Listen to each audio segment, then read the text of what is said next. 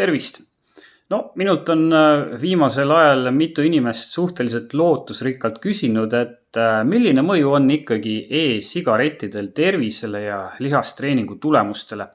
Ja ma lugesin nüüd läbi portsu seda välja selgitavaid teadusuuringuid ja sellest kõigest ma nüüd natukene pikemalt räägingi. Nagu me teame, on e-sigarettidest saanud üsna lühikese ajaga tavaliste sigarettide kõrval väga levinud tubaka tarbimise viis. Ja arenenud riikides on see vähemalt vanusegrupis 18–24 enim levinud tubaka tarbimise meetod tänapäeval.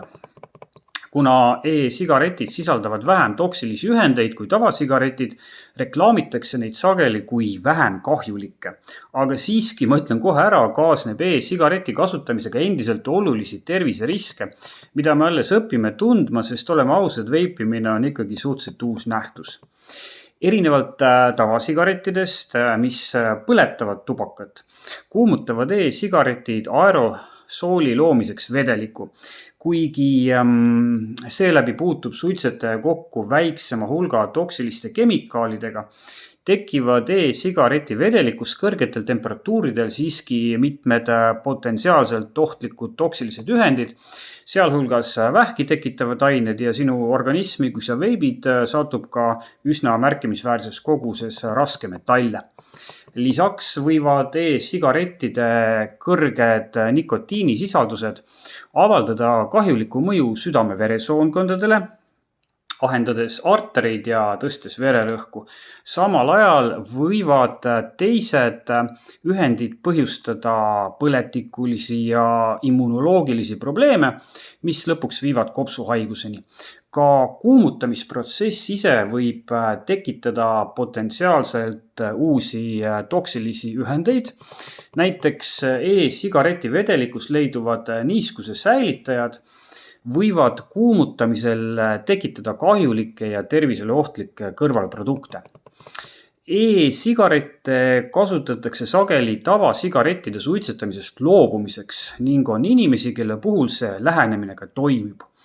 Aga on teist sama palju, võib-olla isegi rohkem inimesi, kelle puhul see nii hästi ei toimi. Ja need inimesed satuvad nõnda nimetatud topeltkasutuse püünisesse, mis tähendab, et nad jätkavad tavasigarettide suitsetamist, samal ajal ka e-sigarette tarvitades.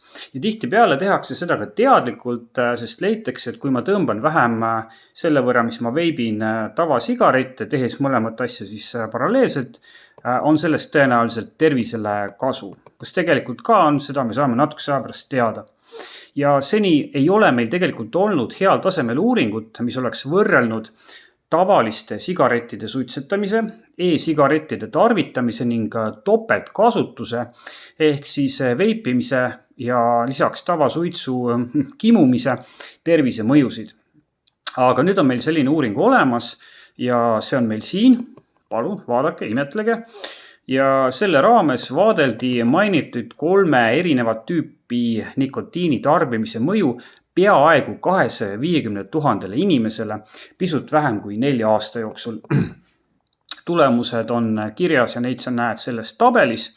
Ja kui sa nüüd seda tabelit vaatad, siis torkab esmalt silma, et tavasigaret laastab su tervist e-sigaretist enam, nagu me arvasimegi. Aga ennekõike kroonilise obstruktiivse kopsuhaiguse ehk, nagu sõbrad seda kutsuvad koki puhul, on e-sigarettide tervist kahjustav mõju siiski ka väga tugev. Kõrgvererõhuga seoses leiti tõus 30–70 aastaste vanuserühmas, aga ma arvan, et sisuliselt võib selle üle kanda tegelikult kõigile vanuserühmadele, sest tegemist on siinkohal statistilise eripäraga, mida ma ei viitsi siinkohal lahti seletada, sest see ei ole nii oluline. Ma tõlgendaksin seda rida tabelis tegelikult hoopis nii, et veipijatel on kõrgvererõhu tõverisk isegi kõrgem kui tavasuitsetajatel. Ja teine asi, mis tabelis silma jääb, on see, et kui sa oled topeltkasutaja ehk siis tõmbad nii tavasigaretti kui ka veibid, siis on su terviseriskid erakordselt kõrged. Ehk siis, kui sa oled seni arvanud, et see, kui sa tõmbad tavasigarette vähem, kuna sa aeg-ajalt kasutad e-sigaretti, siis see mitte ei vähenda su terviseriske, vaid tegelikult hoopis tõstab neid. On väga oluline meeles pidada, et kõik need terviseriskid avaldusid vähem kui 4 aasta jooksul. Nii et kui see tabel näitab praegu, et e-sigaretid teatud haiguste tõenäosust ei tõsta, siis tähendab see tegelikult, et ei tõsta selle lühikese aja jooksul. Kui ütleme 10 aasta pärast tuleb sama uuring, kus vaadeldakse pikemat perioodi, siis see olukord võib-olla enam nii ilus ei ole. Ja ma pigem julgen ennustada, et siis tekivad ka nende tühjade kohtade peale inetud protsendid. Okei, me saime nüüd ülevaate sellest, mida 3 erinevat tüüpi nikotiini tarvitamine teeb su üldise tervisega. Ja ma tõmban nüüd seda teemat natukene kitsamaks ja räägin sellest, mida me teame selle kohta, kuidas mõjutab e-sigarettide kasutamine lihastreeningut ja selle tulemusi. Ma ütlen kohe ära, et selles vallas on häid teadusuuringuid tehtud üllatavalt vähe ja kui üldse, siis on peamiselt keskendutud aeroobsele võimekusele, mis annab aga meile siiski minu arvates üht-teist kasulikku, sest jõusaalis mängib eriti suuremaid lihaseid ja mitmeid lihasgruppe koos treenides aeroobne võimekus olulist rolli. Ja lisaks on paljud aeroobse ja lihastreeningu jaoks olulised füsioloogilised parameetrid tegelikult väga sarnased. Me saame teaduspõhiselt väita, et noortel 20. eluaastates e-sigarettide kasutajatel on paljud aeroobse võimekuse näitajad võrrelduna sama vanade, mitte veipijatega oluliselt madalamad ja tegelikult üllataval kombel üsna sarnased nende eakaaslastega, kes tõmbavad tavalisi sigarette. E-sigarettide kasutajatel tuvastati muuhulgas madalam maksimaalne pingutustaluvus, madalam maksimaalne hapniku tarbimisvõime ja vähenenud veresoonte laienemisvõime.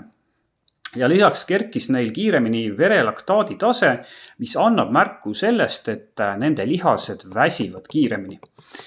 Siin aga on meil üks teine teadustöö, milles leiti, et e-sigarettide pikemaajalistel kasutajatel on võrrelduna mittekasutajatega oluliselt madalam tulemus 6 minuti kõndimistestis.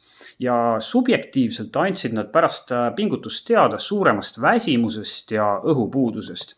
Samuti on neil mõnevõrra madalam kopsude hapniku saturatsioon, ehk siis lihtsamalt öeldes saatsid nende kopsud verre vähem eluks ja sportimiseks vajalikku hapnikku. Ma ei ole närilistel läbi viidud uuringute suur fänn, aga kui inimeste uuringuid napib, siis võib sinna suunas korraks pilgu heita, sest teatud füsioloogilised protsessid on meil hiirtega tegelikult üllatavalt sarnased. Ja antud teadustöös leiti, et neil hiirtel, kes olid pikemaajaliselt allutatud e-sigarettide nikotiini sisaldavale aerosoolile, tekkis 30% kuni 40% langus lihasjõus. Ja samuti oli nende maksimaalne jooksukiirus 8% madalam. Pärast vigastust taastus nende lihas kehvemini ja tegelikult suutis taastada ainult 80% algsest lihasjõust. Samuti tekkisid neil lihastes ja maksas muudatused, mis raskendavad glükoosi kasutamist aeroobse pingutuse käigus. Ma ütlen ausalt, et ma kahtlen, kas need võimekuse langused inimesel samas mahus avalduvad. Aga ma ei näe üldiselt mingit põhjust arvata, et need inimesel üldse ei avaldu. Ja seda siis mitte lühemaajalise, vaid pikemaajamise veipimise tagajärjel. Sportlik võimekus peegeldab suuresti meie tervislikku seisundit. Ja seega ei ole e-sigarettide kasutamise mõistlikkuse seisukohast pehmelt öeldes hea info see, et meil on teaduspõhiselt põhjust kahtlustada, et pikemaajalisel kasutamisel kahjustab veipimine paljusid elundeid ja elundkondi, kaasa arvatud, nagu me varem nägime, hingamiselundkonda, südame-veresoonkonda ja närvisüsteemi ja muuhulgas peaks meid murelikuks tegema leid, et isegi nikotiinivaba aur võib põhjustada koheseid veresoonte funktsioonide halvenemise ja hapnikuomastuse langust. Olles ennast sellesse teemasse üsna süvitsi sisse lugenud, oli minu jaoks tegelikult kõige suurem üllatus see, et paljud sportimisega seotud võimekuste langused on veipimise puhul samas suurusjärgus tavasigarettide suitsetamisega. Ja ega meil ei ole siin tegelikult põhjust pikalt edasi jahuda. Selge on see, et kui su tervis on sulle tähtis ja kui sa tahad, et su sportlikud tulemused oleksid head, siis ei ole e-sigarettide kasutamine absoluutselt kindlasti hea mõte. Ja parem on mitte alustada ja kui see alustamine on juba tehtud, siis on parem ehk siis nii-öelda järgmine parem kohe see veipimine lõpetada. Vot, jõusaalis näeme!